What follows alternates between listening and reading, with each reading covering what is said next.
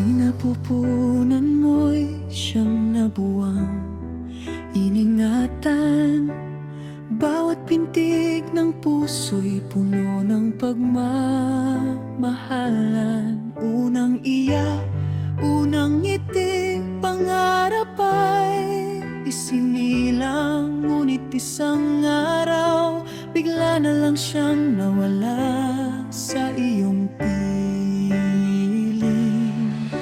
Ang bawat hakbang niya'y ikaw ang naging gabay.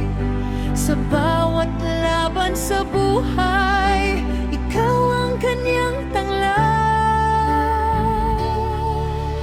Hindi mo akalaing darating ang mapait na umaga, nang yakap mo sa anak mo'y magiging huling alaala. Paano tatanggapin ng puso ng isang ina na ang anak na pinalaki mauna sa kanya?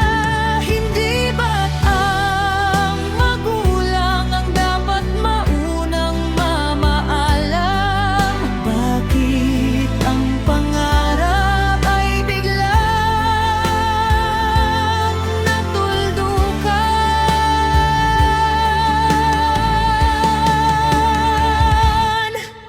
Ina, hanggang kailan ang pagluha?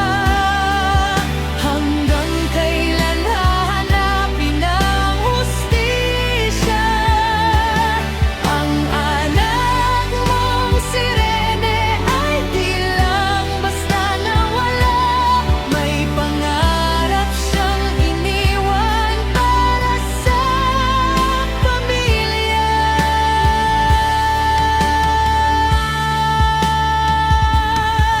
Kasama mong umiyak ang buong sambayan ng Pilipino. Mayaman at mahirap, lahat ay nakidalamhati sa iyo.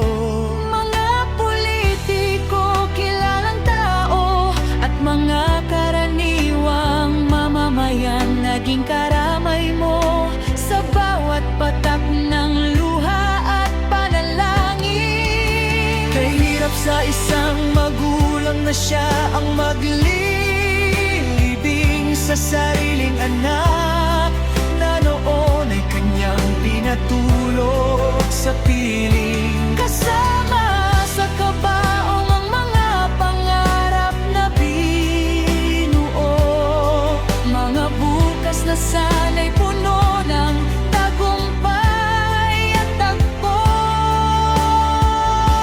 Hindi lang pamilya ang nasaktan sa kanyang paglisan. Maraming pusong nabiyak sa kanyang iniwang kawalan. Ngunit sa bawat kandila muling sinisindihan, patuloy na sumisigaw ang sambayanan. Hustisya pagyanan. Hindi kami titigil, hindi kami mananahimik habang may pusong marunong magmahal. Mananatiling buhay ang kaniyang pangalan, at sa bawat tinang nakikiramay sa iyong pagdurusa.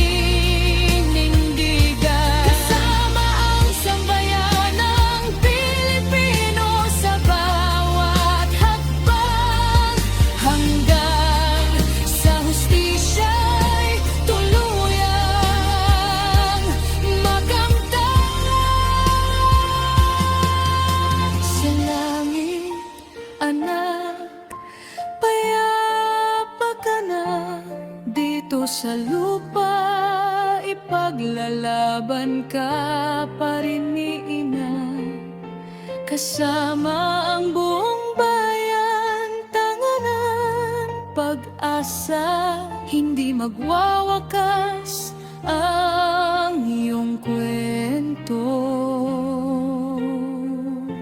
Hanggat ang katotohanan ay hindi pa nakakamit, at ang hustisya ay hindi pa ganap, manaibibigay.